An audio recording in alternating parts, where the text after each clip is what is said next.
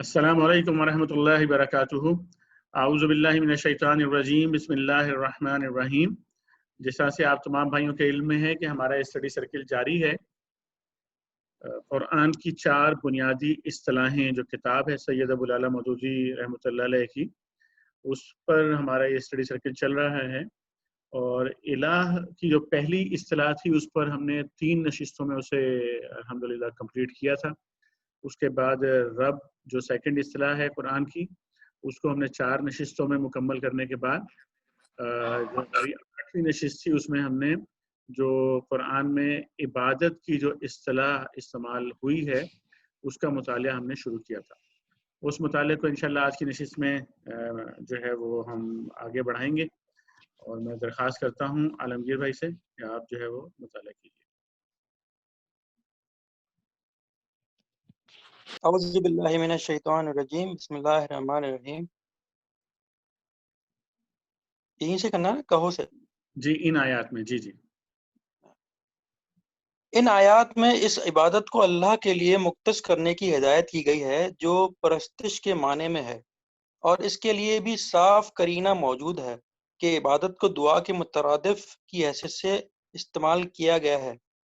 और मा कबल और मा बाद की आयात में इन माबूदों का जिक्र पाया जाता है जिन्हें फ़ौकुल तबई रबूबियत में अल्लाह का शरीक करार दिया जाता है।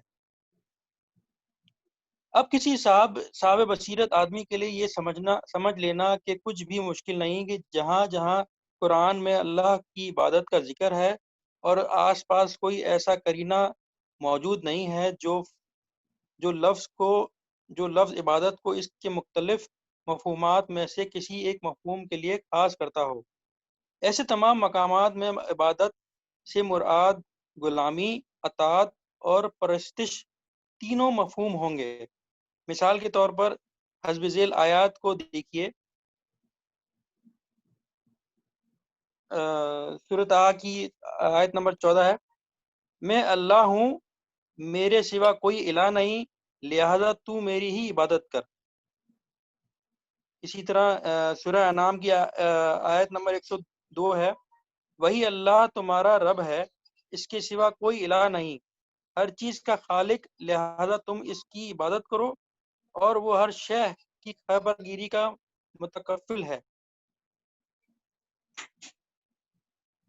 सूरह यूनुस की आयत नंबर 4 में 104 के अंदर है, कहो कि ए लोगो, अगर तुम्हें अभी तक मालूम नहीं है कि मेरा दीन क्या है, तो तुम्हें मालूम हो जाएगा कि अल्लाह के सिवा जिनकी तुम इबादत करते हो, मैं इनकी इबादत नहीं करता, बल्कि मैं इस अल्लाह की इबादत करता हूँ जो तुम्हारी रूहें कब्ज़ करता है, और मुझे हुक्म दिया गया है कि मैं ईमान लाने वालों में शामिल हो जाऊँ। सूरह यूसुफ आयत नंबर 40 है, अल्लाह के सिवा जिनकी तुम इबादत करते हो, इनकी हकीकत इसके सिवा कुछ नहीं कि चंद नाम हैं जो तुमने और तुम्हारे बाप दादा ने रख लिए हैं। अल्लाह ने इनके लिए कोई दलील माबूदियत नाजिल नहीं की है, इक़्तिदार सिर्फ अल्लाह के लिए खास है। इसने हुक्म दिया है कि खुद इसके सिवा किसी की इबादत ना की जाए, यही सीधा तरीका है। सूरह हूद आयत नंबर 123 है, आसमानों और ज़मीन की जिस कदर हकीकतें बंदों से पोशीदा हैं, इनका इल्म अल्लाह ही को है, और सारे मामलात इसी की सरकार में पेश होते हैं, लिहाजा तू इसी की इबादत कर और इसी पर भरोसा रख। सूरह मरियम की आयत नंबर 64 और 65 है, जो कुछ हमारे सामने है और जो कुछ हमसे पोशीदा है और जो कुछ इन दोनों हालतों के दरमियान है, सबका मालिक वही है, और तेरा रब भूलने वाला नहीं है। वो मालिक है और आसमान का और ज़मीन का और इन सारी चीज़ों का जो आसमान और ज़मीन के दरमियान है, लिहाजा तू इसी की इबादत कर और इसी की इबादत पर साबित कदम रह। सूरह काफ आयत 110 है, बस जो अपने रब की मुलाकात का उम्मीदवार हो, वो नेक अमल करे और अपने रब की इबादत में किसी की इबादत शरीक ना करे। कोई वजह नहीं कि इन आयात में ऐसी ही दूसरी आयात में इबादत کے لفظ کو محض پرستش یا محض بندگی اور اطاعت کے لیے مخصوص ٹھہرا لیا جائے۔ اس طرح کی آیات میں دراصل قرآن اپنی پوری دعوت پیش کرتا ہے، اور ظاہر ہے کہ قرآن کی دعوت یہی ہے کہ بندگی، اطاعت پر پرستش جو کچھ بھی ہو اللہ کی ہو۔ لہٰذا ان مقامات پر عبادت کے معنی کو کسی ایک مفہوم میں محدود کرنا حقیقت میں قرآن کی دعوت کو محدود کرنا ہے، اور اس کا لازمی نتیجہ یہ ہے کہ جو لوگ قرآن کی دعوت کا ایک محدود تصور لے کر ایمان لائیں گے وہ اس کی ناقص اور ناتمام پیروی کریں گے۔ جزاک اللہ خیر عالمگیر بھائی۔ یہاں تک الحمدللہ ہم نے جو ہے نا وہ عبادت کا جو ہمارا چیپٹر ہے وہ مکمل طور پر پڑھ لیا ہے۔ اب انشاءاللہ اس پر جو ہے ہم اپنے حاصل مطالعہ جو ہے اس کا آغاز کریں گے، حاصل مطالعہ اور ڈسکشن وغیرہ کا انشاءاللہ آغاز کرتے ہیں۔ تو فورم اوپن ہے، جو بھائی بھی اس حوالے سے بات کرنا چاہیں، جو ہم نے پچھلے ہفتے بھی اس کا مطالعہ جہاں سے آغاز کیا تھا اور جو آج بھی ہم نے مطالعہ کیا ہے، اس کی روشنی میں آپ جو ہے اپنا حاصل مطالعہ یہاں پیش کر سکتے ہیں۔ کوئی سوالات ہیں آپ کے تو وہ آپ سوالات بھی اٹھا سکتے ہیں، اور سوال کا جواب دینے کا طریقہ بھی یہی ہے جس طرح سے ہم نے پہلے بھی بات کی تھی کہ شرکا میں سے بھی جو ہے وہ جو لوگ اس سوال کا جس طرح کا بھی جواب دینا چاہیں وہ یہاں پہ جواب دیں، تاکہ انشاءاللہ ہم اس کے کسی کنکلوژن پر انشاءاللہ پھر آخر میں پہنچیں۔ جی جناب، فورم اوپن ہے بالکل، کوئی بھی بھائی ہاتھ اٹھا کے بھی بات کر سکتے ہیں اور جو ہے وہ ویسے بھی بات شروع کر سکتے ہیں اپنی۔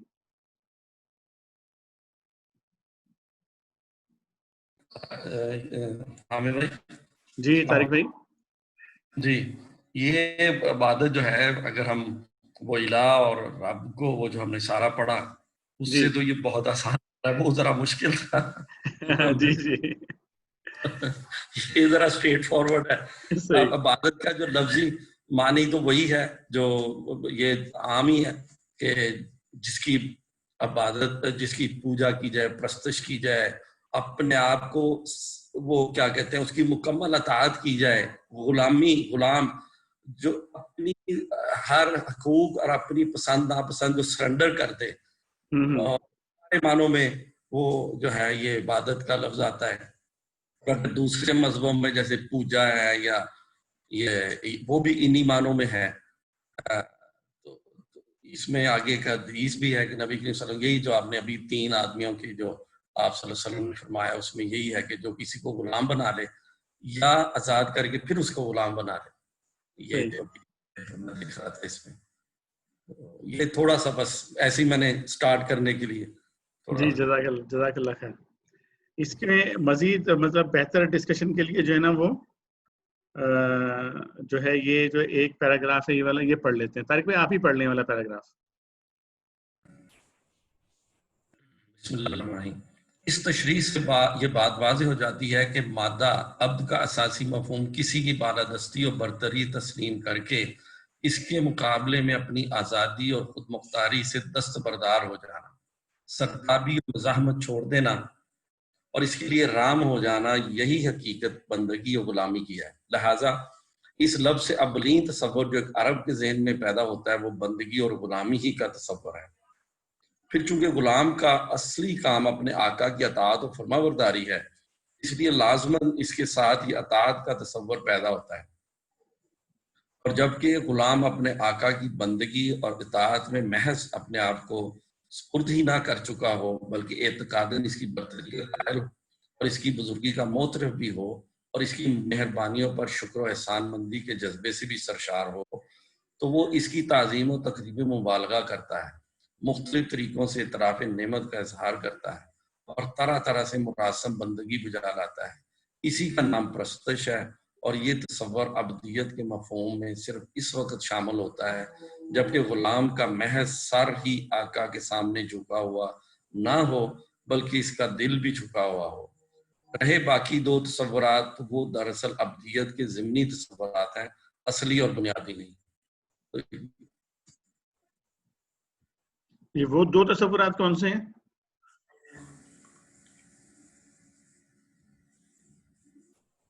ہاں، یہ جو اوپر آئے ہیں 3 ہیں۔ جی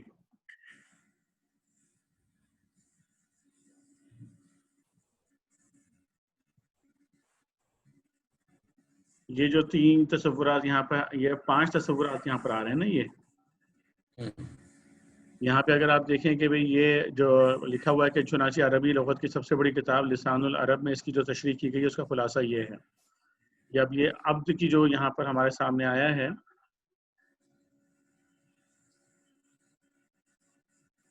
پہلا تو مطلب آ گیا عبد، یعنی کہ جو ابھی ہم نے پڑھا ہے کہ غلام. اور دوسرا جو ہمیں مل رہا ہے وہ کیا ہے؟ رمیش بھائی ابھی جو پیرا پڑھا ہے اس پہ جائیں گے آپ 1 منٹ کے لیے؟ جی جو یہ جو نمبر 1 ہے اس پہ یا پیرا پہ جاننا چاہ رہے ہیں؟ نہیں، پیرا جو تھا، جو پیرا پڑھا ہے. جی یہ ہے. جی نہیں نیچے ہے میرے خیال میں، وہ جو ابھی طارق بھائی نے پڑھا ہے نا، میں اس کی بات کر رہا ہوں. یہی پڑھا طارق بھائی نے یہاں سے، ہاں ایگزیکٹلی یہاں سے نا. تو اس میں میرے خیال میں نا انہوں نے اس پہ وہ نشان لگائے ہوئے ہیں. یہاں یہ لکھا نا، یہی حقیقت بندگی و غلامی. اب اس کے اوپر لکھا ہوا نمبر 1، اس کے بعد نیچے چھٹی لائن میں لکھا ہوا ہے اطاعت. جی اس پہ نمبر 2 لکھا ہوا ہے. جی تو اس کے بعد نیچے پرستش، یہ ہے جی نمبر 3. جی وہ جو اوپر انہوں نے 3-5 کا جو ریفرنس دیا نا، انہوں نے اس کے اندر ان کو باقاعدہ نمبرنگ یہیں پہ کر دی ہے تاکہ وہ آسانی رہے. تو آؤٹ آف دیز 3 جو کہا گیا کہ 2 باقی 2 وہ ہیں، یعنی ایک تو پرستش ہے اور ایک اس سے جی پہلے دوسرا. نہیں، یہ والی جو بات آ رہی ہے نا کہ اس لغوی تحقیق کے بعد جب ہم قرآن کی طرف رجوع کرتے ہیں تو ہمیں معلوم ہوتا ہے کہ اس کتاب پاک میں لفظ تمام تر پہلے 3 معنوں میں استعمال ہوا ہے. کہیں معنی اول و دوم ایک ساتھ مراد ہیں، کہیں معنی دوم اور کہیں صرف معنی سوم مراد لیے گئے ہیں، اور کہیں تینوں جی معنی مراد لیے گئے ہیں. جی تو یہی تینوں مفہومات آ رہے ہیں جو ابھی آپ جی نے یہاں ایگزیکٹلی. یہ جو اوپر جو انہوں نے نمبر دیے ہیں نا 1 2 3 جی وہ والے ہیں. غلامی، اطاعت اور پرستش، مطلب یہ تین اس کے جو مین جو مفہومات بنتے ہیں وہ یہ 3 اس کے بنتے ہیں عبادت کے. یعنی غلامی ہوگی تو اس کا اظہار غلامی ہے کہ اس کی اطاعت کی جائے، اور کس لیول تک کی جائے؟ پرستش کی لیول تک اطاعت کی جائے.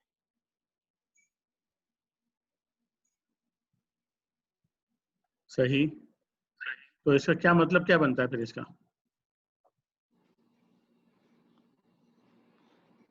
اس کا یعنی مطلب یہ کہ ابھی اچھا چلیں اس کو ایسے کر لیتے ہیں کہ ابھی اس وقت اگر ہم یہ کہیں کہ ان جنرل جو ہے ہماری سوسائٹی میں جو عبادت کا جو مفہوم ہے ایک عام آدمی کے ذہن میں، عام سے مراد میری یہ ہے کہ جو چاہے کتنا ہی پڑھا لکھا آدمی ہو لیکن جس کے پاس جو دین کا علم بنیادی طور پر اس کے پاس موجود نہیں ہے، بلکہ اس کے بجائے بہت سارے ایسے لوگ بھی ہیں کہ جن کے پاس بظاہر دین کا علم وہ کہتے ہیں کہ موجود ہے، لیکن شاید اس کی جو اصل جو اس کی جو تشریح اور تفہیم ہے وہ بھی نہیں سمجھ پا رہے ہوتے. تو اس وقت آپ کا اپنا جو مشاہدہ ہے اپنی سوسائٹی کے بارے میں وہ کیا ہے کہ ان جنرل عبادت کا تصور ہے کیا ہمارے یہاں؟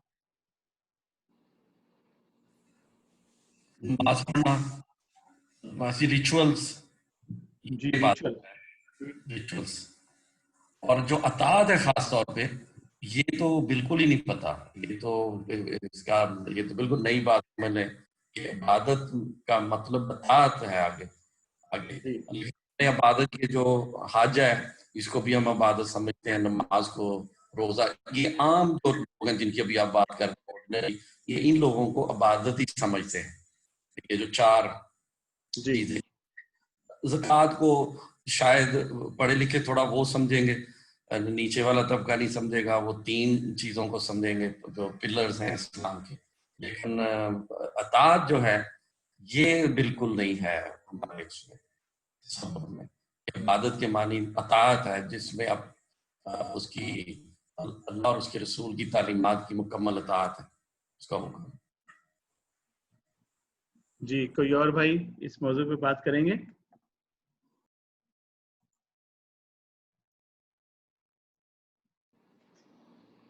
کیا ہے؟ اچھا، یہ جو آپ کو ابھی جو چیز ہمیں نظر آئی ہے یہاں پہ کہ غلامی، بندگی اور غلامی، اس کا ایک مطلب ہے، ایک مطلب اس کا اطاعت ہے، اور ایک مطلب اس کا پرستش ہے. تو پرستش تو ریچولز ہیں. کیا یہ پرستش آپ کو اللہ کے علاوہ بھی لوگوں کی ہوتی ہوئی نظر آتی ہے سوسائٹی میں؟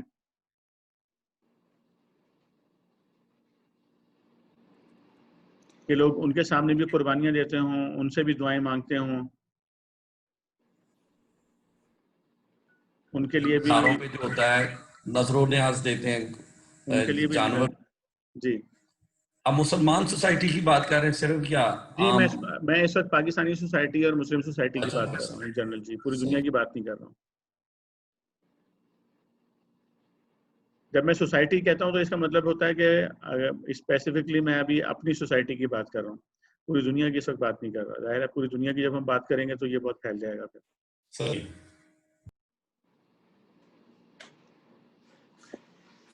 تو غلامی اور بندگی،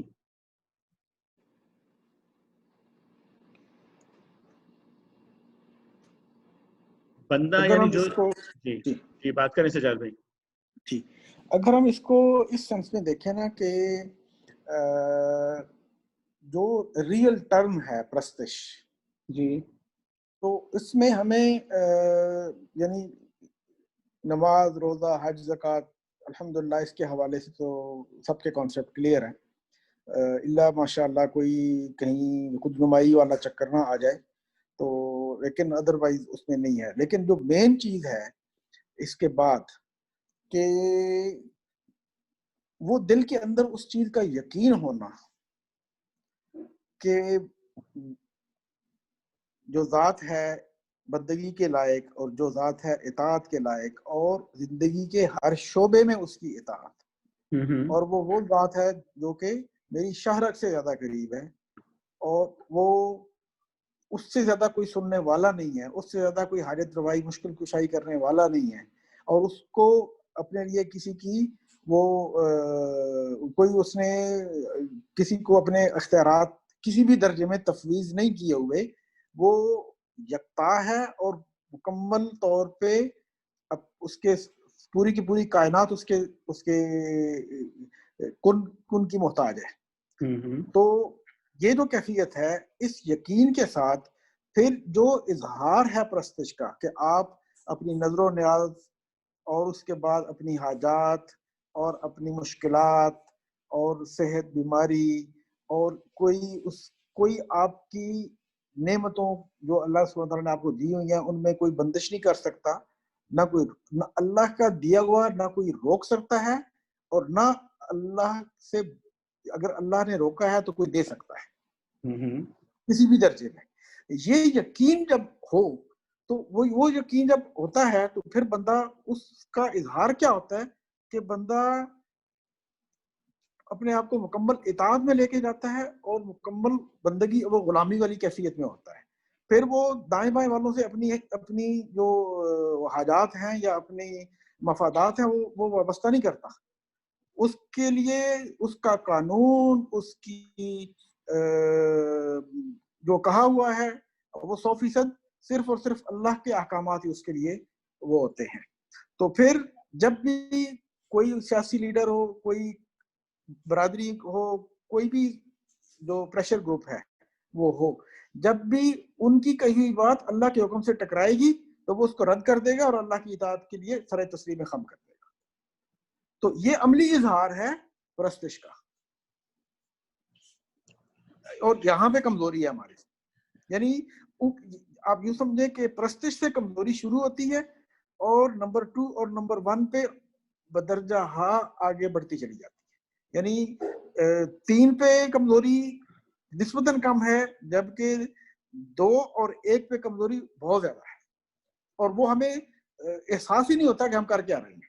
ہم یہ سمجھتے ہیں کہ بس یہ معاملہ مختلف ہے اور وہ معاملہ مختلف ہے، جبکہ یہ مختلف والی کوئی کہانی نہیں ہے. میری بات کو اچھا، میں ایک پوائنٹ دیتا ہوں بات کرنے کے لیے، ٹھیک ہے نا. پوائنٹ یہ ہے کہ بھائی اگر آج کی سوسائٹی میں تو آپ کو اس طرح سے غلام عام طور پہ نظر نہیں آتے ہیں، لیکن جو بھی آپ نے مطالعہ کیا ہوا ہے اور جو آپ کا تصور ہے ایسی سوسائٹی کے بارے میں، جس میں غلام موجود ہوں. جیسے آپ چلیں مکہ کی مثال لے لیں کہ وہاں سوسائٹی کے اندر تو غلام موجود تھے, اور میں اس کی مثال اس لیے بھی دے رہا ہوں کہ چونکہ اس کا مطالعہ ہم لوگوں میں سے اکثر لوگوں نے کر رکھا ہوتا ہے. تو طارق بھائی میں ابھی آپ کو دے رہا ہوں بات کرنے کے لیے. تو یہ جو غلام تھے, غلام جو ہے اس کا وظیفہ کیا ہوتا ہے, غلام جو ہوتا ہے اس کو ذرا آپ ڈیفائن کریں, غلام کو اور غلامی کو. نمبر 1. نمبر 2 یہ کہ جو آزاد آدمی ہوتا ہے, آزاد آدمی جو ہے یعنی کہ جس نے لوگوں کو غلام بنایا ہوتا ہے, ظاہر ہے وہ ایک آزاد فرد ہے کہ جس کے پاس ایک یا ایک سے زائد جتنے بھی غلام اس کے پاس موجود ہیں, تو وہ ایک آزاد فرد کنسیڈر کرتے ہیں اس کو ہم. اور ہم یہ دیکھتے ہیں کہ وہ جو آزاد فرد ہے اس کا رویہ کیا تھا وہاں پہ. یعنی کہ چلیں اس میں ایک مثال لے لیں آپ کے مثال کے طور پہ سمجھنے کے لیے صرف, کہ مشرکین میں سے ایک سردار لیں اور وہاں اسی معاشرے سے ایک غلام لیں آپ, ٹھیک ہے. غلام کا رویہ اور غلام کا وظیفہ, غلام کی زندگی جو ہے وہ کیا تھی, اور جو ایک آزاد فرد تھا اس کا رویہ اور اس کی عبادت اور اس کی پرستش وہ کیا تھی اور کس کے لیے تھی. سوال زیادہ ڈیفیکلٹ تو نہیں ہے؟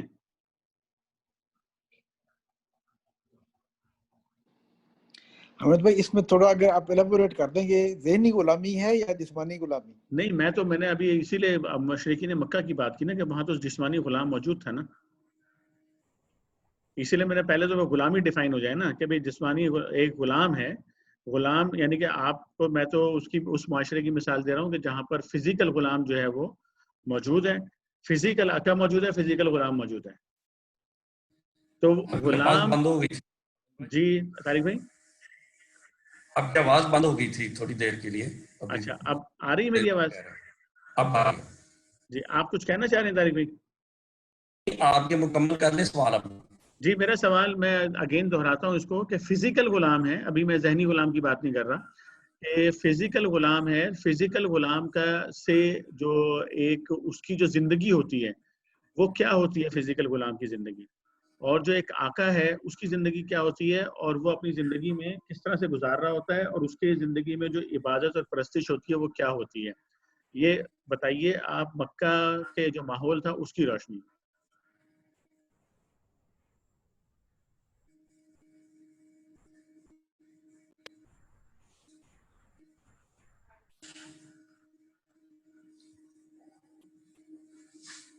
سوال کلیئر ہے میرا؟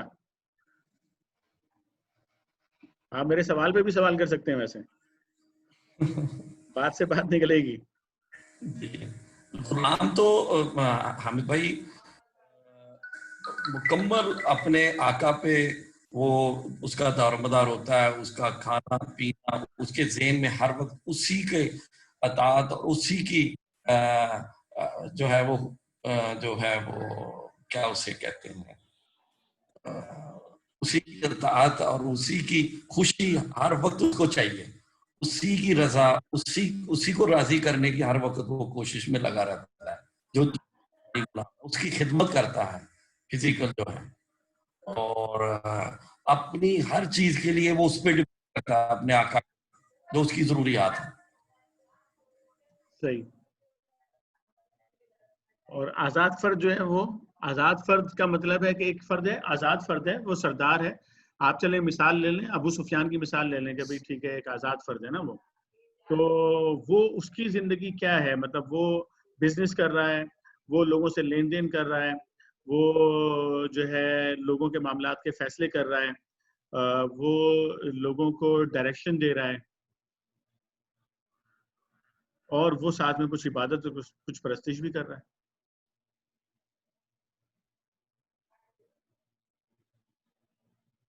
آزاد کے بارے میں آپ کا سوال, جی آزاد انسان کے بارے میں جی سوال کیا ہے؟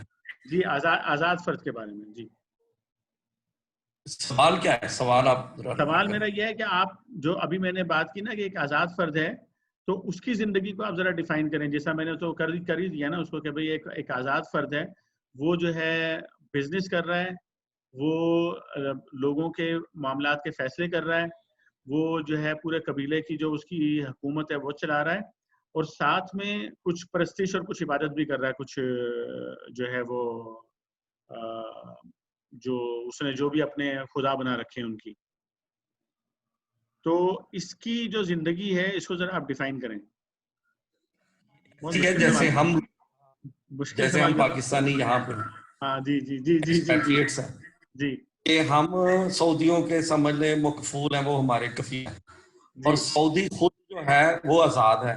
اب ہماری عبادت اس کی عبادت میں فرق ہے کہ ہم کے ہی فریم ورک میں رہیں گے اور اس میں ہم کام کریں گے، اور پھر اس کے بعد عبادت بھی ہم کریں گے.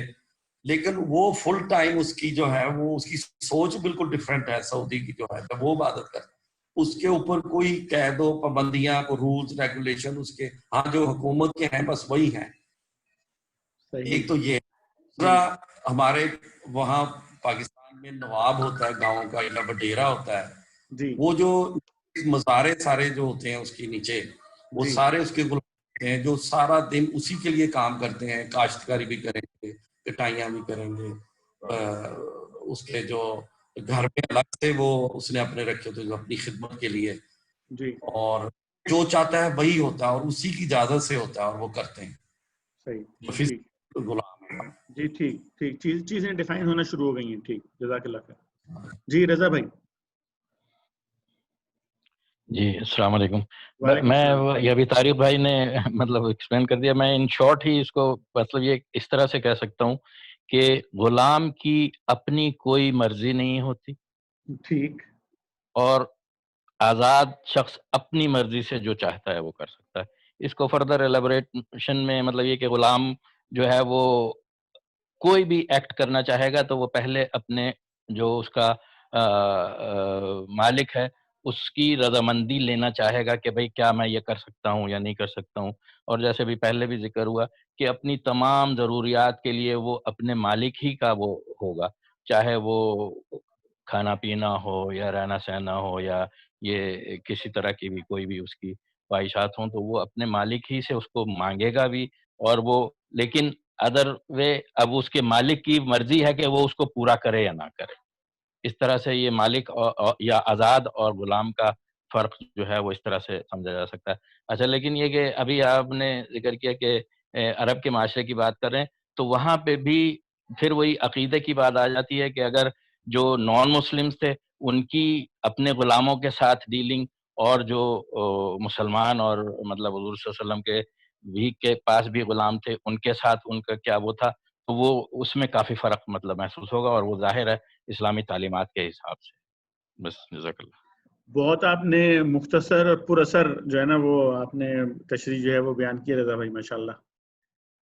اور یہاں سے ہم جو ہے نا اس کو کسی کنکلوژن کی طرف بھی لے جا سکتے ہیں. جو رضا بھائی نے بات کی نا بڑی امپورٹنٹ ہے کہ غلام کی کوئی اپنی مرضی نہیں ہوتی، وہ اپنے آقا کی مرضی کے تابع ہوتا ہے. اور جو آزاد فرد ہے وہ جو ہے وہ اس کی اپنی مرضی ہوتی ہے، جو چاہے کرے، جیسا چاہے کرے وہ. یہ دونوں میں جو ہے بنیادی ایک ڈفرینس جو ہے وہ دونوں کے اندر آ جاتا ہے.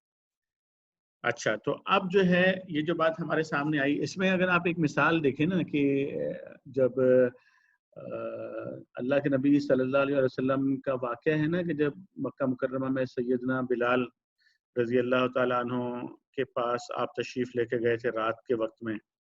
مجھے ایگزیکٹلی تو واقعہ ابھی پورا یاد نہیں آ رہا، تو اس لیے میں اس کا صرف آپ کو ایک وہ بتا دیتا ہوں صرف مختصراً، اللہ تعالیٰ کمی بیشی معاف فرمائیں، کہ بلال رضی اللہ تعالیٰ عنہ جو ہے رات کے وقت میں جو ہے نا وہ شدید بیمار تھے اور ان کو بخار ہوا تھا، اور ان کا جو مالک تھا وہ ان کو بہت سارے جو دے گیا تھا پیسنے کے لیے.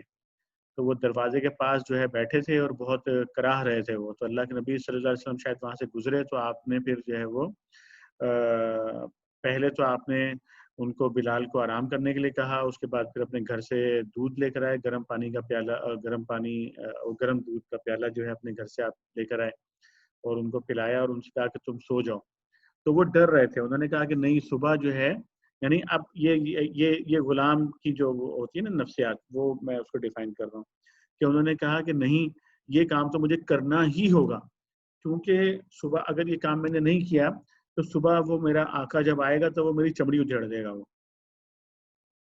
تو یعنی غلام کی جو زندگی ہے، اور پھر وہ تو خیر اس واقعے میں تو پھر یہ ہے کہ اللہ کے نبی صلی اللہ علیہ وسلم نے ان کو سلا دیا اور ان کی جگہ خود جو ہے نا وہ سارے جتنے بھی جو تھے پیسنے کے لیے وہ آپ نے خود چکی چلائی اور جو ہے وہ جو پیس کے جو ہے وہ آپ نے جو ہے ان کی خلاصی کروائی اس پورے معاملے سے.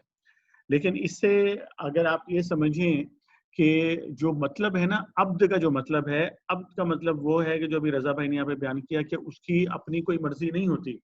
اچھا، اور وہ ٹائم باؤنڈیڈ نہیں ہوتا. مطلب وہ عبد جو ہوتا ہے نا وہ یہ نہیں ہوتا کہ ایگزیکٹلی جو طارق بھائی نے جو مثال دی یہاں والی وہ اس سے انڈرسٹینڈنگ بن جاتی ہے، لیکن وہ ایگزیکٹلی عبد کے اوپر جو ہے نا فٹ نہیں ہوتی. اس لیے کہ عبد جو ہوتا ہے نا وہ ٹائم باؤنڈیڈ نہیں ہوتا کہ وہ 8 گھنٹے کے لیے تو غلام ہے اور جو ہے وہ 16 گھنٹے کے لیے نہیں ہوگا اس کے بعد. عبد کا مطلب ہے کہ وہ جو ہے 24/7 جو ہے اس کی مرضی نہیں ہے کوئی بھی. 24/7 یعنی کہ ہر لمحہ زندگی کا جو ہے اس میں وہ اپنی کوئی مرضی اس کی نہیں ہے.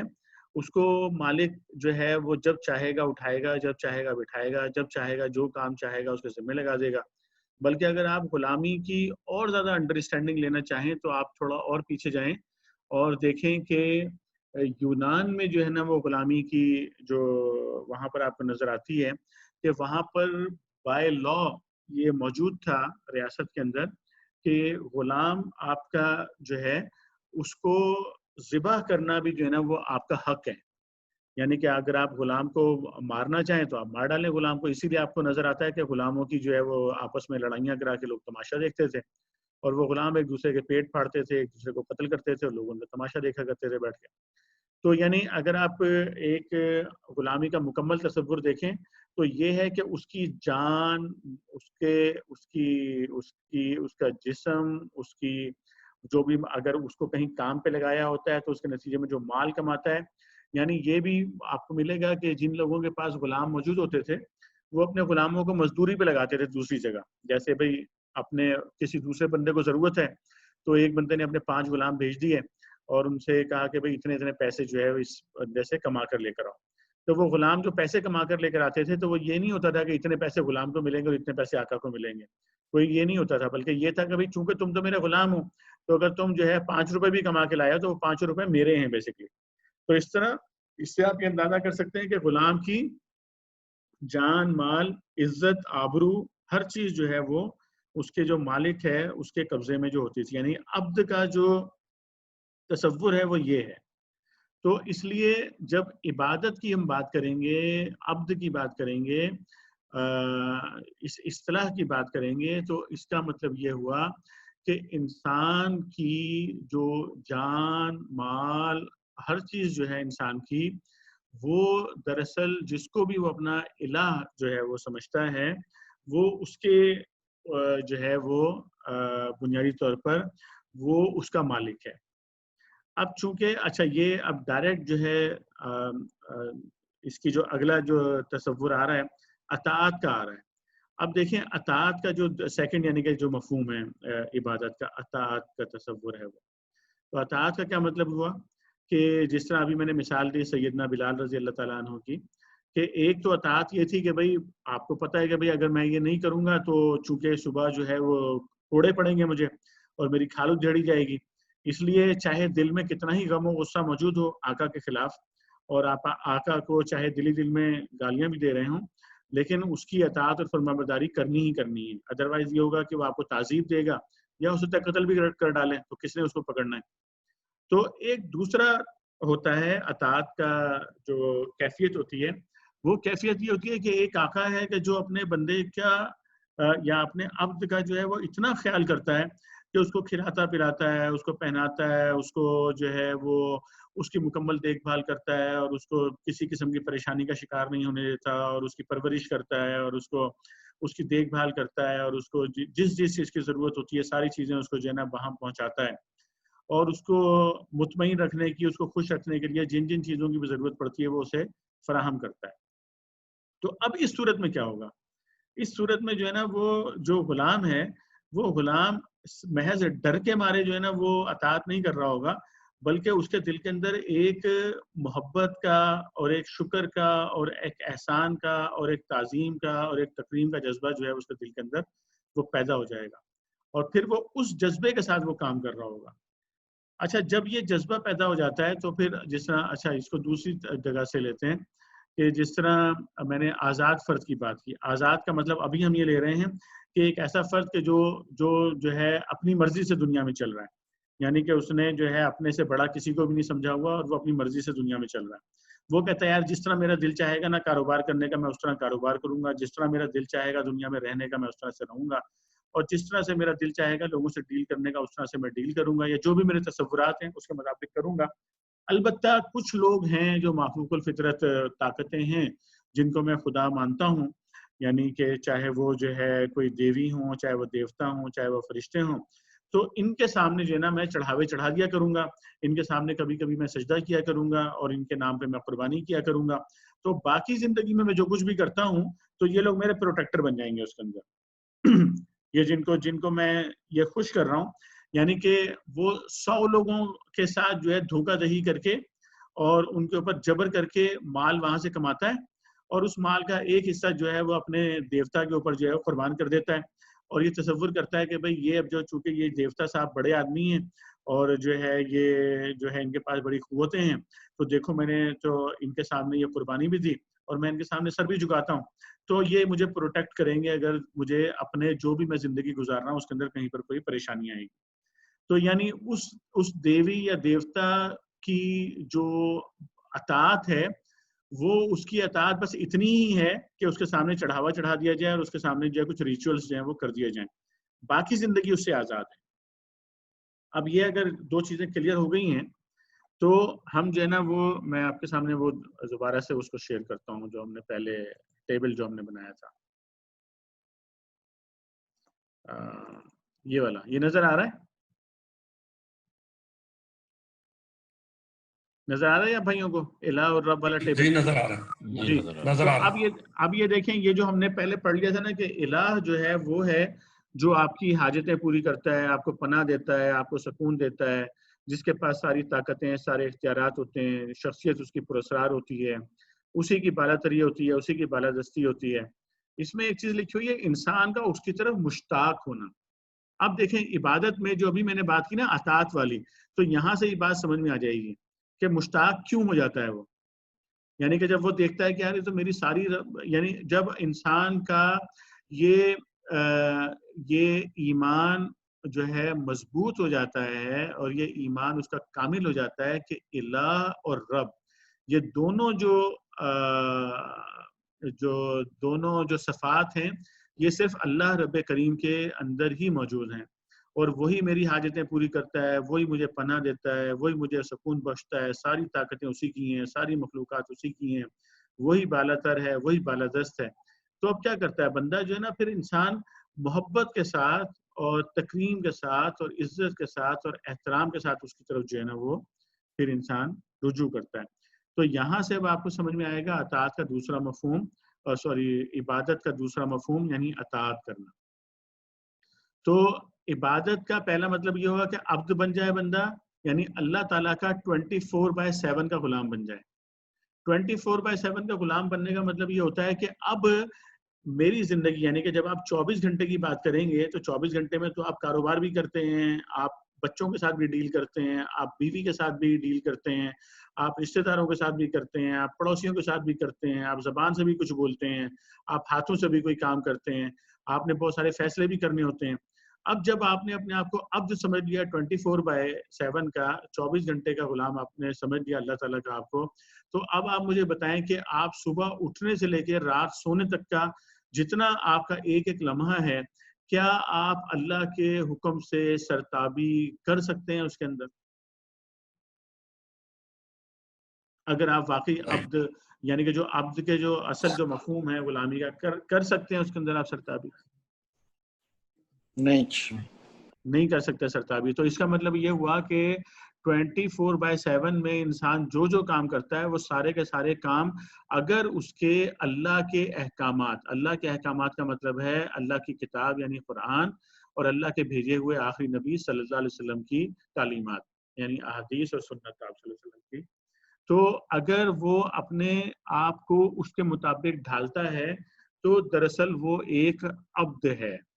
اور ظاہر ہے کہ ہم یہ تو نہیں کہہ سکتے کہ پرفیکٹلی ہر آدمی نے ڈھال لیا، لیکن اگر وہ یہ تصور کلیئر ہو جاتا ہے اس کے ذہن میں، یعنی فرد کے ذہن میں اگر یہ تصور کلیئر ہو جاتا ہے کہ میں عبد صرف اسی وقت بنوں گا کہ جب میری ایک ایک عمل، یعنی ایون میرے خیالات بھی جو ہے نا وہ میں اپنے خیالات بھی بدلنا شروع کر دوں اس تعلیم کے مطابق جو اللہ تعالیٰ نے مجھے دی ہے.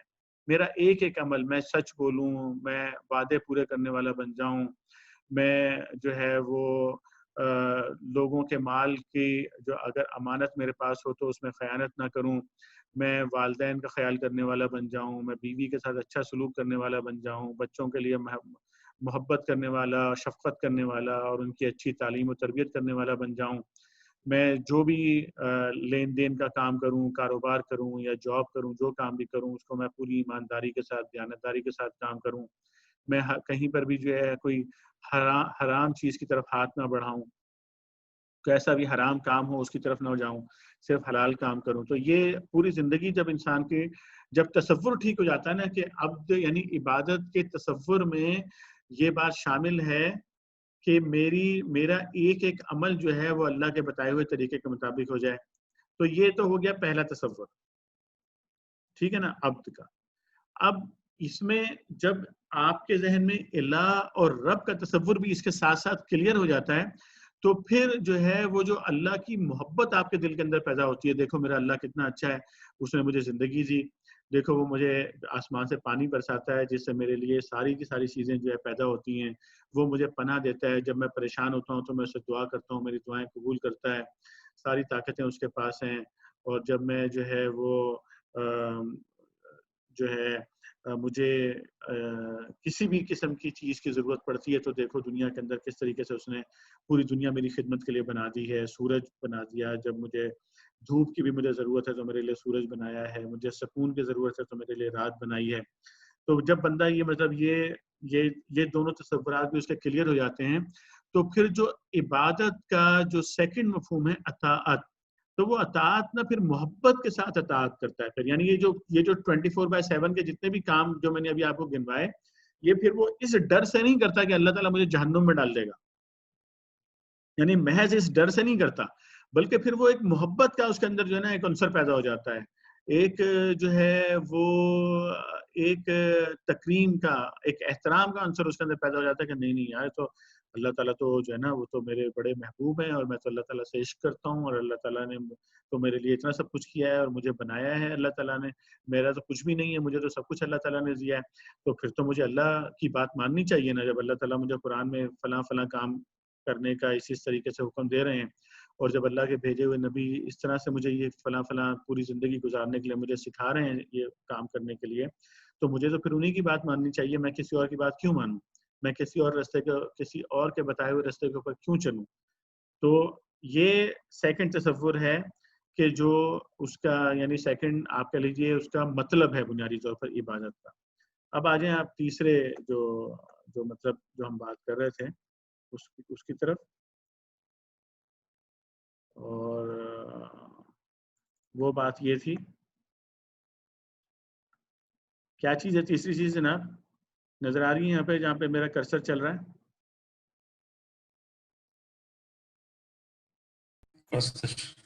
جی پرستش. تو اب پرستش آ رہی ہے یہاں پہ، پرستش کا میں یعنی کہ اب جو ہے آپ جتنے بھی ریچولز جو ہیں نا وہ بھی پھر اس کے لیے کرتے ہیں، اور ظاہر ہے ان کے وہ جتنے بھی آپ ریچولز بھی جو کرتے ہیں، جو پرستش کے جتنے کام کرتے ہیں، تو یہ دراصل آپ کو جو باقی دونوں مفہومات میں آپ جو اللہ کے عبد بنے ہوئے ہیں اور اللہ کی اطاعت کر رہے ہیں، اس کے اندر آپ کو یہ اگر میں یہ لفظ استعمال کروں کہ انیبل کر رہے ہوتے ہیں، بیسیکلی انیبلمنٹ کر رہے ہوتے ہیں آپ کی، یعنی کہ جب آپ نماز پڑھتے ہیں تو اور اللہ تعالیٰ سے گفتگو کرتے ہیں 5 وقت، جب اللہ تعالیٰ کے سامنے حاضر ہوتے ہیں، اس کے سامنے اپنا سر جھکاتے ہیں، رکوع میں جاتے ہیں، سجدے میں جاتے ہیں، اس کے سامنے ہاتھ باندھ کے کھڑے ہوتے ہیں، تو جب اس کی تعریف اور اس کی حمد بیان کر رہے ہوتے ہیں، تو دراصل جو ہے وہ یہ کر رہے ہوتے ہیں کہ بھئی آپ کہہ رہے ہوتے ہیں کہ بھئی اب دیکھیں میں آپ کے سامنے میں تو آپ ہی کا بندہ ہوں، دیکھیں آپ کے سامنے سجدہ بھی کر رہا ہوں، آپ کے سامنے رکوع بھی کر رہا ہوں، آپ کے سامنے ہاتھ باندھ کے بھی کھڑا ہوں. ابھی جب مسجد سے نکل کے جاؤں گا تو جتنے بھی کام کروں گا سارے وہی کروں گا جس طرح آپ نے بتائے. تو یعنی یہ جو میں انیبلمنٹ کی بات کر رہا ہوں کہ وہ عبادت آپ کو کیا کر رہی ہے، عبادت آپ کو فرما برداری اور اطاعت کے لیے انیبل کر رہی ہے، مزید آپ کو مضبوط کر رہی ہے اندر سے وہ چیز. اسی طرح جب آپ حج کے لیے جاتے ہیں تو آپ اپنا سب کچھ جو ہے چھوڑتے ہیں، آپ جو ہے وہ ایک کفن جیسا لباس پہنتے ہیں، آپ جو ہے نا وہ وہاں پہ جا کے بیت اللہ کے گھر چکر لگاتے ہیں، آپ جو ہے وہ سعی کرتے ہیں، آپ عرفات میں جاتے ہیں، آپ کھلے آسمان کے نیچے جو ہے وہ رات میں سوتے ہیں مزدلفہ کے اندر آ کے. تو آپ کیا کر رہے ہوتے ہیں، اپنے آپ کو مکمل طور پہ سرنڈر کر رہے ہوتے ہیں اللہ تعالیٰ کے سامنے. وہ چیز آپ کو انیبل کرتی ہے، آپ کے جو ہے وہ روحانی طور پر جو ہے وہ آپ کو وہ طاقت فراہم کرتی ہے جس کی بنیاد کے اوپر آپ باقی زندگی کو ٹرانسفارم کرتے ہیں اللہ کے دین کے مطابق. تو یہ پرستش دیکھ رہے ہیں. اب جو پرستش کے جو عمل ہیں وہ کس طریقے سے، یعنی اسی طرح جو زکوٰۃ کا عمل ہے، جب آپ اللہ کی راہ کے اندر جو مال آپ نے محنت کر کے کمایا ہوتا ہے پھر اس مال کو آپ اللہ کی راہ کے اندر جو ہے وہ خرچ کرتے ہیں. اسی طرح روزے کا عمل ہے کہ آپ کے پاس نعمتیں موجود ہوتی ہیں کھانے پینے کی، لیکن آپ صرف محض اللہ کے جو ہے وہ اللہ کے خوف سے اور اللہ کی محبت سے جو ہے نا آپ اس چیز سے جو ہے وہ رک جاتے ہیں کہ بھئی مجھے جو ہے یہ کھانا پینا نہیں ہے، کیونکہ مجھے اللہ تعالیٰ نے حکم دیا ہے کہ ان دنوں کے اندر یہ کھانا پینا نہیں ہے، صبح سے لے کے شام تک تو میں نہیں کھاؤں پیوں گا. تو یہ جو ہے پرستش جو ہے بیسیکلی کیا کرتی ہے. اب اگر یہ بات میں اس کو کنکلوڈ کروں کہ جو تینوں مفہوم ابھی ہم نے پڑھے، یعنی کہ غلام بن جانا، عبد بن جانا، پھر اس کی اطاعت، محبت اور تکریم کے ساتھ اختیار کر لینا، پھر اس کی پرستش کرنا. تو جو پرستش کا عمل ہے یہ پہلے کے دونوں چیزوں کو انیبل کر رہا ہوتا ہے. تو اگر تصور ٹھیک نہیں ہوگا عبادت کا، اور ہم عبادت کا تصور صرف یہ لے لیں گے کہ پرستش، یعنی کہ جس طریقے سے جو ہے ایک بت پرست جا کے بت کے سامنے بت کی پرستش کرتا ہے اور باقی زندگی اپنی مرضی سے گزارتا ہے، جہاں جھوٹ بولنا ہے وہاں جھوٹ بول دیتا ہے، جہاں حرام کمانا ہے وہاں حرام کما لیتا ہے، جہاں بدیانتی کرنی ہے وہاں بدیانتی کر لیتا ہے، جہاں کسی کے ساتھ برا سلوک کرنا ہے وہاں برا سلوک کر لیتا ہے، جہاں جو ہے وہ کسی کی اپنے رشتہ داروں کی جو ہے وہ وراثت کھانی ہوتی ہے وراثت بھی کھا جاتا ہے. اگر وہی کام ایک وہ شخص بھی کر رہا ہے کہ جو اپنے آپ کو مسلمان کہتا ہے، 5 وقت کی نماز پڑھتا ہے، نماز پڑھ کے باہر نکلتا ہے اور پھر سارے کے سارے وہی کام کر رہا ہوتا ہے، وہ رشوت بھی لے رہا ہوتا ہے، وہ لوگوں کے ساتھ برا سلوک بھی کر رہا ہوتا ہے، وہ جو ہے بےہودگی بھی کر رہا ہوتا ہے، وہ بے حیائی کے کام بھی کر رہا ہوتا ہے، تو یہ سارے کے سارے کام کر رہا ہوتا ہے، تو اس کا مطلب یہ ہوا کہ وہ تو صرف پرستش کر رہا ہے، یعنی وہ عبد نہیں بنا ہے اور اس نے مکمل اطاعت اختیار نہیں کی ہے، صرف ایک پرستش کا کام اس نے جو ہے نا وہ کر لیا ہے. تو اس لیے یہ تینوں جو مفہومات ہیں یہ تینوں ایک دوسرے سے بہت مضبوطی کے ساتھ جڑے ہوئے ہیں، عبادت کا تینوں مفہوم. تو اس میں کسی بھی ایک مفہوم کو اگر لیں گے اور باقی 2 مفہومات کو چھوڑ دیں گے تو پھر وہ عبادت نہیں ہوگی. تو جو اصطلاح ہے قرآن کے اندر، عبادت کی جو اصطلاح ہے قرآن میں، وہ ان تینوں چیزوں کے اوپر جو ہے نا وہ جو ہے وہ چھائی ہوئی ہے. اور اسی طرح جو معبود کی اصطلاح ہے کہ اللہ تعالیٰ ہمارا معبود ہے، ہمارا الہ ہے، ہمارا رب ہے، تو اس کا مطلب یہ ہوا کہ جس کو ہم نے اپنا الہ اور اپنا رب قرار دیا ہے تو پھر یہ تینوں چیزیں پھر اسی کے لیے ہونی چاہیے. یعنی کہ پھر ہمیں اس کا، جب ہم اس کو الہ اور رب کہہ رہے ہیں تو ہمیں اس کا غلام بن جانا چاہیے، اور جب ہم اس کے غلام بن گئے ہیں تو پھر ہمیں پھر محبت اور تکریم اور تعظیم کے ساتھ اطاعت کرنی چاہیے. اور جب ہم یہ کام کر رہے ہیں تو پھر ہمیں پرستش کے بھی جتنے اعمال ہیں ہمارے وہ بھی سارے اسی سے کرنے چاہیے. اور پرستش کے اندر دعا بھی آ جاتی ہے، تو پھر دعا بھی ہمیں صرف اللہ تعالیٰ سے کرنی چاہیے. پھر وہ جو پرستش کے اعمال لوگ مختلف دوسری جگہوں پہ جا کے کر رہے ہوتے ہیں، کہیں جو ہے وہ مزاروں پہ جا کے کر رہے ہوتے ہیں اور کہیں مختلف اور دوسرے انداز میں پرستش کے اعمال کر رہے ہوتے ہیں، تو پھر وہ بھی سارے کے سارے جو ہے وہ ختم ہو جائیں گے. یہ بات کلیئر ہوئی ہے کچھ؟ جی بالکل. اس کو اگر سم اپ کریں تو یوں لگتا ہے جیسے اگر ابدیت اور اطاعت نہیں ہے تو پرستش میں روح نہیں ہے. وہ ایک ڈرل ہے، اس کو یعنی دل مان نہیں رہا اس چیز پہ، لیکن بس ایک مطلب وہ ظاہری اس کی شکل ہے، لیکن جو روح ہے نا اس کی، وہ روح یہی ہے کہ اس کے اندر ابدیت اور اطاعت والی پوری کیفیت ہو، کہ دل بندے کا حاضر ہو اس کے اندر. بالکل ٹھیک، بالکل ٹھیک. اور وہ ہوگا تو پھر یعنی جب بندہ کسی چیز کو دل و جان سے مانتا ہے نا تو پھر اس کی اطاعت بھی کرتا ہے. ٹھیک، جزاک اللہ خیر. جی طارق بھائی. میں بس ایک اپنی فیلنگ شیئر کرتا ہوں جو آپ کی جو ابھی آپ نے بات کی اسی سے وہ پیدا ہوئی ہے. آپ نے کہا کہ اللہ تعالیٰ کی جب انسان غلامی اطاعت اور پرستش کرتا ہے پھر اس سے ایک محبت اور عشق پیدا ہو جاتا ہے.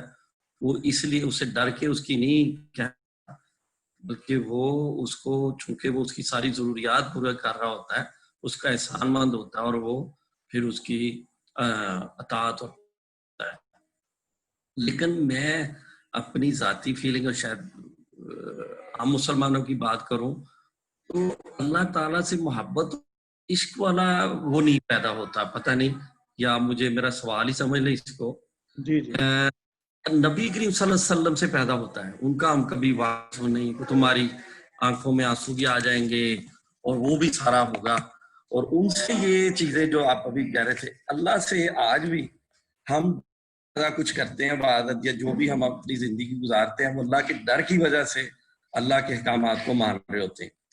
اچھا اب اس طرح کوئی طریقہ بتائیں کہ اللہ تعالیٰ سے اس طرح وہ رینک ہمیں مل جائے جس کی ابھی آپ بات کر رہے ہیں درجہ کہ اللہ سے محبت جو ہے نا وہ بھی حاصل نہیں ہو رہی ابھی تک. دیکھیں پہلی بات تو یہ رضا بھائی کچھ کہہ رہے ہیں. جی رضا بھائی کچھ کہنا چاہ رہے ہیں؟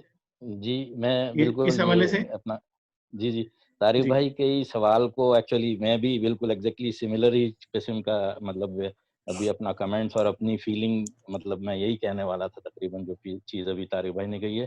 لیکن ایک جو کہہ لیں جو ایک تھوڑی سی جو مجھے سمجھ میں آتی ہے کہ اس کی وجہ کہ الہ کی اور ابھی ہم نے اس کی جو ڈیفینیشن دیکھی تو ابھی وہی مثال جو طارق بھائی کہہ رہے ہیں کہ حضور صلی اللہ علیہ وسلم سے تو محبت کی جو ایک کہہ لیں کیفیت اور وہ فیل کر سکتا ہے آدمی. لیکن اللہ کے لیے چونکہ شاید یہ میری اپنی انڈرسٹینڈنگ ہے کہ وہ ایک کہہ لیں غائب سی چیز ہے اور وہ ہم اس کو جج نہیں کر سکتے یا جو کچھ بھی ہے تو شاید اس وجہ سے وہ فیلنگ اس حد تک نہیں پیدا ہو پاتی یہ کہ پرستش اور محبت والی بات. یہ بھی مطلب یہ بہرحال میری اپنی وہ ہے. ظاہر ہے ماشاءاللہ لوگ بہت سے ایسے بھی ہیں جو پرستش اور محبت میں اللہ کے بہت آگے ہوتے ہیں لیکن یہ کہ میں تو گناہگار آدمی ہوں تو میں اپنی مطلب اس کو شیئر کرنا چاہ رہا تھا کہ اس طرح سے. جی کوئی اور بھائی اس موضوع پہ بات کرنا چاہیں؟ جی السلام علیکم. وعلیکم السلام رحمۃ اللہ. جی رفیق بھائی. جی طارق بھائی نے اور رضا بھائی نے جو بات کی ہے میں یہ کہنا چاہ رہا ہوں کہ اگر ہم بار بار اور ہمیشہ اللہ کے احسانات کو یاد کریں, اللہ نے جو ہمیں دیا ہے, جو ہم پہ اللہ نے کرم کیے ہیں, جو اللہ نے ہمیں انعامات دیے ہیں, تو اب بار بار جب ہم اللہ کو اس کو یاد کریں گے اللہ کے احسانات کو تو ہمارے اندر ایک شکر گزاری کی کیفیت پیدا ہوگی. جب شکر گزاری کی کیفیت زیادہ پیدا ہوگی تو پھر ہمیں اللہ سے محبت بھی ہوگی. میرے نزدیک یہی ہے کہ اگر اللہ سے ہم جیسے وہ محبت پیدا کیسے ہوتی ہے تو اللہ کے احسانات کا بار بار اس کی ریپیٹیشن کریں, ہمیشہ یاد رکھیں اور جب بھی بیٹھے سوچیں کہ اللہ نے مجھ پہ یہ بھی کرم کیا ہوا ہے, یہ بھی کرم کیا ہوا, یہ بھی کرم, تو اس سے اللہ تعالیٰ کی محبت جو ہے نا وہ پیدا ہوتی ہے. ماشاءاللہ ماشاءاللہ رفیق بھائی. جی پہلے طارق بھائی اس کے بعد پھر رضا بھائی. ماشاءاللہ رفیق بھائی نے بڑی اچھی بات کی. ایک ہمیں طریقہ ہے. میرا خیال یہ ہے کہ یہی جو میں نے سوال کیا اور رضا بھائی نے بھی کیا وہ یہ تھا کہ نبی کریم صلی اللہ علیہ وسلم چونکہ ایک نا ہمیں واکنگ ٹاکنگ ایک انسان معاشرے میں معاملات کرتا ہوا شادی بیاہ بازار جا رہا ہے, ایک مطلب کردار ہے, ایک کریکٹر ہے جو ہم ان کو اپنے سے ریلیٹ کر سکتے ہیں. اور پھر جب دیکھتے ہیں ان کے اعلیٰ اخلاق اور ان کا جو ہر معاملے میں ان کا درجہ بہت اونچا ہوتا ہے تو وہ پھر ہمیں محبت وہ ہم ریئلائز کر سکتے ہیں حیثیت انسان کو. بھی ایک معاشرے میں رہ رہے, وہ بھی ایک معاشرے میں رہ رہے تھے لیکن اللہ تعالیٰ کا یہ معاملہ نہیں ہے. ان کا یہی جیسے رفیق بھائی نے بتایا کہ یہی طریقہ ہے کہ ان کے احسانات کو تو شاید یہ وجہ شاید کہ ہم اتنی محبت کا وہ لیول اللہ تعالیٰ سے ہمارا پیدا نہیں ہوتا کہ نہ ہم ان کو تصور.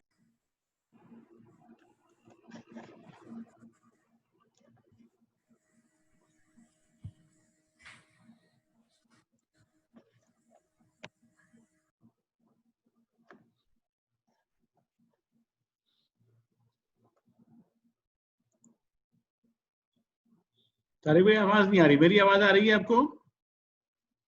جی آ رہی ہے آپ کی آواز. طارق بھائی کی آواز چلی گئی. میں نے بات مکمل کر لی تھی. اچھا اچھا ٹھیک ہے، میرا وہ اصل میں ڈسکنیکٹ ہو گیا تھا. جی رضا بھائی آپ بات کر لیں.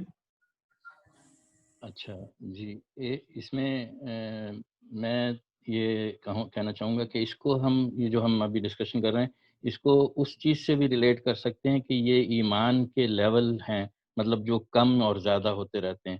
تو شاید یہ کہ ہر وقت تو شاید وہ کیفیت نہیں ہوتی، لیکن یہ بالکل مطلب میں پھر اپنی فیلنگ ہی ایکسپیرینس شیئر کروں گا کہ کبھی کبھی ڈیفینیٹلی ایسا وقت آ جاتا ہے کہ مطلب کہہ لیں ایک ڈائریکٹ رابطہ میں کہوں گا اللہ تعالیٰ کے ساتھ میں جو ہے وہ ایسا محسوس ہوتا ہے. بہرحال یہ فیلنگ ہے، ہر ایک کی اپنی اپنی ہوتی ہے کہ وہ آپ اس سے اللہ سے اس میں بات کر رہے ہیں کہ جیسے وہ ویسے تو سنتا ہی ہے، حقیقتاً سنتا ہے، لیکن یہ کہ اس وقت کی فیلنگ یہ ہوتی ہے کہ وہ مطلب اللہ تعالیٰ آپ کی بات کو فوراً اسی وقت سن رہا ہے. بہرحال اب پھر آگے اس کی صفات ہیں کہ اس کی مرضی ہے وہ اس کو مانے یا نہ مانے، لیکن یہ کہ آپ کی کہہ لیں دعا کی کیفیت کی بات کر رہا ہوں کہ وہ ایسی ہوتی ہے کہ آپ یہ سمجھتے ہیں، میں یہ سمجھتا ہوں کہ مطلب یہ کہ اللہ تعالیٰ سے ڈائریکٹ جو ہے وہ ہم کلامی ہو گئی ہے اور مطلب یہ کہ میری بات اس تک پہنچ گئی ہے.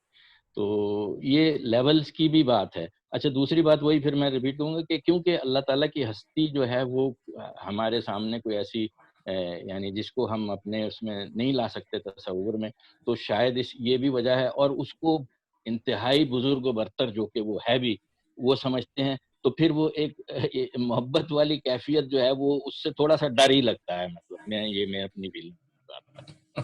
جزاک اللہ خیر. جی شاہین محمود بھائی. جی السلام علیکم. وعلیکم السلام ورحمۃ اللہ. میاں صاحب یہ آپ کا ایک یاد ہوگا کہ آپ کے ٹائم پہ ایک کتاب تھی جس کے اوپر آپ نے بڑا زور دیا تھا حلقے میں، علاقے میں، شہر میں، مولانا کی ایک تحریک اور کارکن کے اوپر. جی جی بالکل. اس میں مولانا نے جو ہے نا یہ ایک بڑی زبردست قسم کا جو ہے وہ اگر سب بھائیوں کے پاس ہو تو اس کو تھوڑا سا اگر وقت کی مناسبت اگر ہو تو اس کو تھوڑا سا اسٹڈی کر لیے جائے. اس میں تعلق باللہ کے اوپر جو ہے مولانا نے بڑی زبردست قسم کی جو ہے نا وضاحت کے ساتھ اس کو لکھا ہے. اور وہ کون کون سی چیزیں ہیں جس میں جو ہے کہ آپ اپنا تعلق باللہ اللہ سے جو ہے وہ اپنا ایک ڈائریکٹ راستہ جو ہے اور کانٹیکٹ جو ہے وہ بنا سکتے ہیں. اس میں ڈفرینٹ قسم کے جو انہوں نے بتائے تھے کہ نماز ہے، تہجد کا اہتمام ہے، اس کے بعد صلہ رحمی ہے، اور اس کے علاوہ صدقات ہیں، مال کا جو ہے وہ خرچ کرنا اللہ کی راہ میں. تو یہ ساری چیزیں جو ہیں وہ اگر ہم لوگ جو ہے وہ اپنی عام روزمرہ زندگی میں اگر ہم ان کے اوپر جو ہے وہ اچھے طریقے سے جو ہے وہ اس پہ عمل کریں تو الحمدللہ اللہ کا بڑا شکر اور احسان مند ہوں گے کہ ہمارا تعلق باللہ جو ہے وہ قائم ہو جائے گا. تو یہ جو آج کی جو ڈسکشن چل رہی ہے اطاعت و غلامی اور پرستش، یہ ساری چیزیں جو ہے وہ انشاءاللہ تعالیٰ اس کے اندر جو ہے وہ کور ہو جاتی ہیں. تو یہ بڑا ایک جامع قسم کا ایک پوائنٹس تھے جو کہ مولانا نے اس کے اوپر جو ہے وہ بیان کیے ہوئے ہیں. تو انشاءاللہ تعالیٰ اس کو پڑھنے سے جو ہے وہ کافی کانسیپٹ ہمارا کلیئر ہو سکتا ہے. جزاک اللہ خیر. جزاک اللہ خیر. شاید یہ آپ کو اسکرین پہ نظر آ رہی ہے کتاب تحریک اور کارکن؟ پیج 88.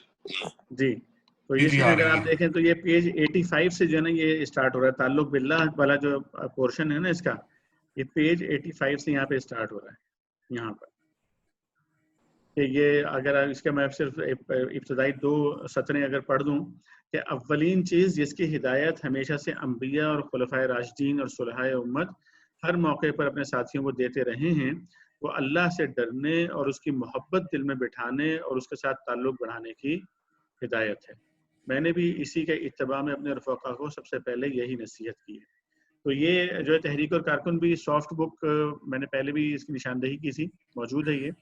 تو یہ انشاءاللہ آپ جو ہے نا اس کو لے کے یہاں سے پڑھ بھی سکتے ہیں، اور انشاءاللہ کسی وقت اگر آپ اس کی دوبارہ نشاندہی کریں گے تو ہم کسی وقت انشاءاللہ اس کا ایک اجتماعی مطالعہ بھی جو ہے نا وہ بإذن اللہ تعالیٰ کر لیں گے۔ تو طارق بھائی آج کی جو آپ نے سوالات اٹھائے تھے، رضا بھائی نے بھی اٹھائے، رفیق بھائی نے بھی بہت اچھا اس کا جو ہے نا وہ جواب دیا، اور شاہد محمود بھائی نے بھی بہت اچھا جو ہے وہ ریفرنس جو ہے انہوں نے یہاں ہمارے سامنے پیش کر دیا کہ یہ ایک ریفرنس ہمارے پاس موجود ہے۔ ایک بات ذہن میں رکھنی چاہیے، وہ یہ کہ جب اللہ کے نبی صلی اللہ علیہ وسلم کی جو محبت اور عشق ہے وہ بھی تو دراصل اللہ سے ہی محبت اور عشق ہے نا، وہ اسی لیے تو ہے کہ وہ اللہ کے نبی ہیں اور اللہ تعالیٰ نے حکم دیا ہے کہ جی ان کے اوپر ان اللہ و ملائکتہ یصلون علی النبی یا ایھا الذین آمنوا صلوا علیہ وسلموا تسلیما اللہم صلی علی محمد وعلی آل محمد کما صلیت علی ابراہیم وعلی آل ابراہیم انک حمید مجید اللہم بارک علی محمد وعلی آل محمد کما بارکت علی ابراہیم وعلی آل ابراہیم انک حمید مجید۔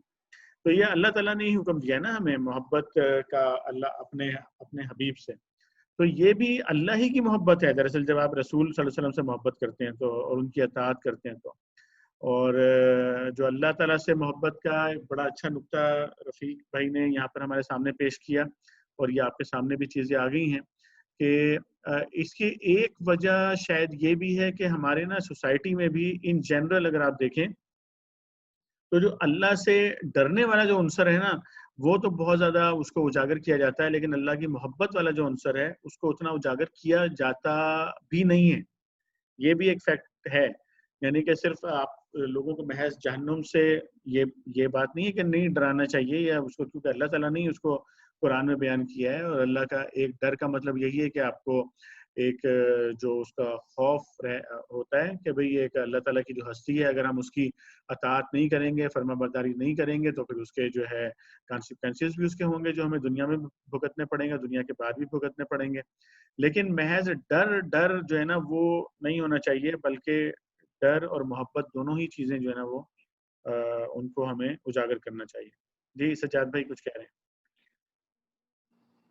جی یہ جو اللہ سبحانہ تعالیٰ سے ڈرنا ہے نا، اس کو اگر ہم یوں ریفریز کریں کہ اللہ سبحانہ تعالیٰ کی ناراضگی سے ڈرنا ہے، جی کہ ہم وہ حرکتیں نہ کریں جس سے اللہ سبحانہ تعالیٰ ناراض ہو جائے، صحیح، بس یہ ایک تو یہ ڈر جو ہے نا یہ ناراضگی کا ڈر ہونا چاہیے۔ ٹھیک، دوسری بات جو نبی صلی اللہ علیہ وسلم کی محبت ہے تو اس کے بارے میں اللہ سبحانہ تعالیٰ نے فرمایا کہ ان کنتم تحبون اللہ فاتبعونی یحببکم اللہ، یعنی نبی صلی اللہ علیہ وسلم سے محبت بھی اور ان کی اطاعت بھی اللہ کی محبت کا اظہار ہے۔ تو جب آپ وہ کریں گے تو اللہ آپ سے محبت کرنے لگے گا،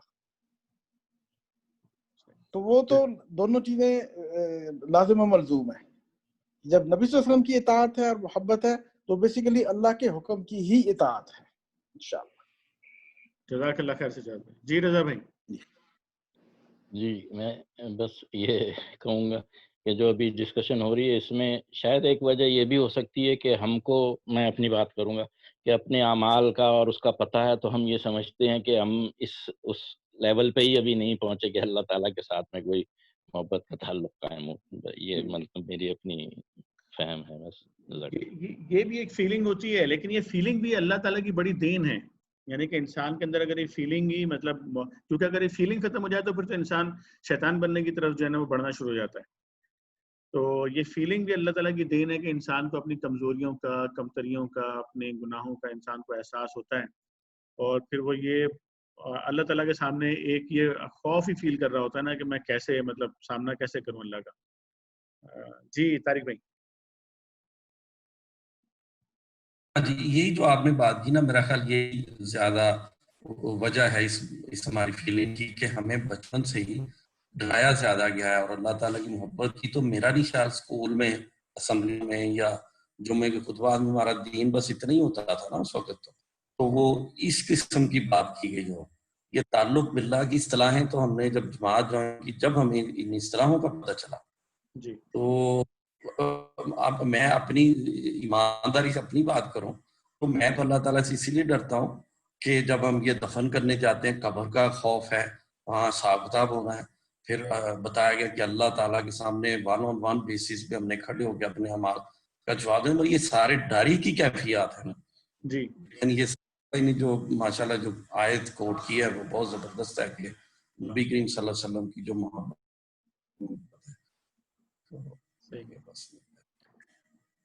जज़ाकल्लाह खैर। सजाद भाई कुछ और कह रहे हैं आप?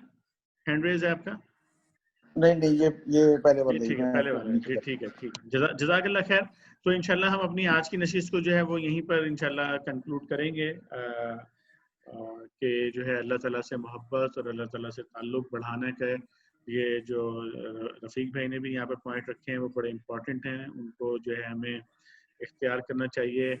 और जितना अल्लाह से दुआ करें और अल्लाह ताला की शुक्रगुजारी बड़ी इंपॉर्टेंट चीज़ है। शुक्रगुजारी ना बड़ी मोहब्बत पैदा करती है। और शुक्रगुजारी के साथ नमाजों के अलावा जो है ना कुछ ऐसे जो है ना, मैं अमूमन एक मशवरा भाइयों को देता हूँ, वो ये कि आप दिन का ना कोई थोड़ा सा वक्त ऐसा रखें कि जिसमें आप अल्लाह ताला से हम कलाम हों, यानी नमाजों के अलावा।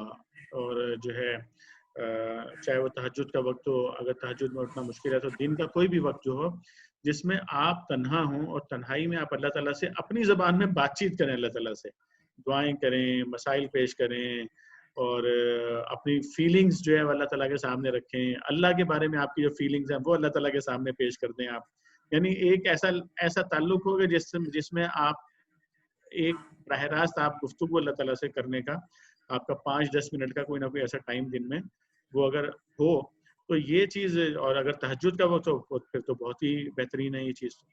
तो इससे जो है ना वो आप देखते हैं कि अल्लाह ताला की एक शुक्रगुजारी और मोहब्बत की कैफियत दिलों के अंदर जो है ना वो तारी होना शुरू हो जाती है। और फिर बहुत सारे ऐसे मौके आते हैं जब इंसान कोई गलत काम कर रहा होता है और फिर एकदम से अल्लाह की मोहब्बत, अल्लाह के सामने जवाबदेही का खौफ भी होता है, लेकिन अल्लाह की मोहब्बत भी जो है ना वो गालिब आते हुए आप देखते हैं, फिर उसको महसूस करते हैं उन चीज़ों को। खैर अल्लाह ताला हमें अपनी भी मोहब्बत अता फरमाए और नबी करीम सल्लल्लाहु अलैहि वसल्लम की मोहब्बत भी अता फरमाए। तो आज हमने जो ये इबादत का जो पूरा तसव्वुर पढ़ा है और तीनों इसके जो हमने इसके मफाहीम पर जो है वो तफसीली तबादला ख्याल किया है, मैं उम्मीद करता हूँ कि ये इस्तिलाह क्लियर हो गई होगी और इस इस्तिलाह को अपनी सोसाइटी में, अपने घरों में, अपने बच्चों के सामने भी इसको क्लियर करना बहुत ज़रूरी है ताकि वो दुरुस्त तरीके से जो है वो अल्लाह ताला के साथ अपना जो है वो ताल्लुक़ कायम करें और अपनी ज़िंदगियों को ट्रांसफॉर्म करें जो कि जिस तरह से अल्लाह ताला चाहते हैं। वाखिर दावाना अल्हम्दुलिल्लाहि रब्बिल आलमीन। आज की नशिस्त का इख्तिताम इंशाल्लाह हम जो है वो दुआ के साथ ही करेंगे। अमित भाई मशवरा करना था। मशवरा इसके बाद कर लेते हैं, तमाम भाई ठहर जाएं दुआ के बाद, फिर इंशाल्लाह जो है ना वो हम एक मशवरा कर लेते हैं, ठीक है जी। तो आज की दुआ जो है वो हमारे रफीक भाई आप करवा दें। बिस्मिल्लाहिर्रहमानिर्रहीम अल्हम्दुलिल्लाहि रब्बिल आलमीन अर्रहमानिर रहीम मालिकि यौमिद्दीन इय्याका नअबुदु व इय्याका नस्तईन इहदिनस सिरातल मुस्तकीम सिरातल लज़ीना अनअमता अलैहिम गैरिल मग़दूबि अलैहिम वलद्दाल्लीन आमीन। अल्लाहुम्मा सल्लि अला मुहम्मदिन व आलि मुहम्मदिन कमा सल्लैता अला इब्राहीम व अला आलि इब्राहीम इन्नका हमीदुम मजीद। अल्लाहुम्मा बारिक अला मुहम्मदिन व आलि मुहम्मदिन कमा बारकता अला इब्राहीम व अला आलि इब्राहीम इन्नका हमीदुम मजीद। रब्बना आतिना फिद दुनिया हसनतम व फिल आखिरति हसनतम व क़िना अज़ाबन्नार। आमीन। रब्बना हब लना मिन अज़वाजिना व ज़ुर्रिय्यतिना क़ुर्रता अय्युन वजअलना लिल मुत्तक़ीना इमामा। आमीन। रब्बना ला तुआखिज़ना इन नसीना व अख़्ताना रब्बना व ला तहमिल अलैना इस्रन कमा हमलतहु अलल लज़ीना मिन क़ब्लिना रब्बना व ला तुहम्मिलना मा ला ताक़ता लना बिही वाअफ़ु अन्ना वग़फ़िर लना वरहमना अंता मौलाना वंसुरना अलल क़ौमिल काफ़िरीन। आमीन। या अल्लाह पाक हमें अपनी और आपके प्यारे नबी सल्लल्लाहु अलैहि वसल्लम की मोहब्बत नसीब फरमा। आमीन। या अल्लाह हमें अपने अमाल नबी करीम सल्लल्लाहु अलैहि वसल्लम की अताअत में गुजारने की तौफीक अता फरमा। आमीन।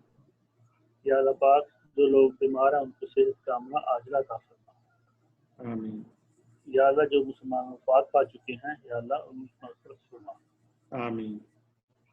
सल्लल्लाहु तआला अला रसूल खल्क़ि मुहम्मदिन अला आलिहि व अस्हाबिहि अजमईन बिरहमतिका या अर्हमर राहिमीन। आमीन। आमीन।